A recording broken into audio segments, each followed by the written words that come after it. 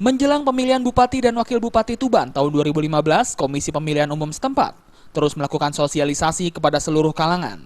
Setelah menyasar kalangan pelajar dan mahasiswa, serta penyandang tunanetra, kali ini sasaran KPUD Tuban adalah pemilih penyandang disabilitas di Balai Latihan Kerja Dinas Sosial, Kabupaten Tuban.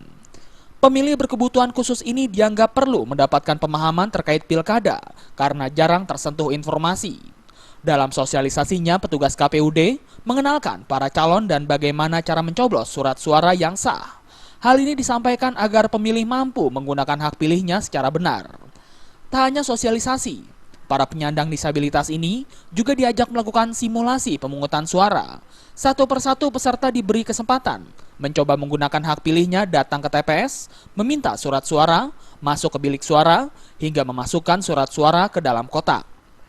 Jika pada pemilihan presiden sebelumnya partisipasi pemilih mencapai 69%, kali ini untuk pilkada serentak KPUD Tuban mentargetkan partisipasi sebesar 75%.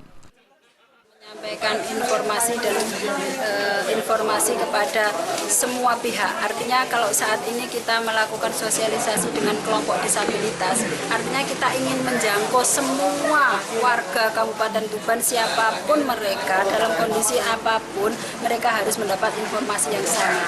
Agar nanti pada tanggal 9 Desember mereka menggunakan hak pilihnya dengan cara yang benar dan tepat. Karena informasi ini sangat dibutuhkan, terutama dari kelompok disabilitas ini kan jarang tersentuh informasi kadang-kadang. Jadi kita memang mengutamakan.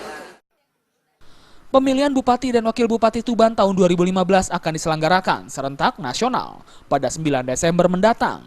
Terdapat dua calon yang akan bertarung, yaitu pasangan nomor urut 1, Fatul Huda Nur Nahar Hussein, dan pasangan nomor urut 2, Zaki Mahbub, Dwi Susiantin Budiarti.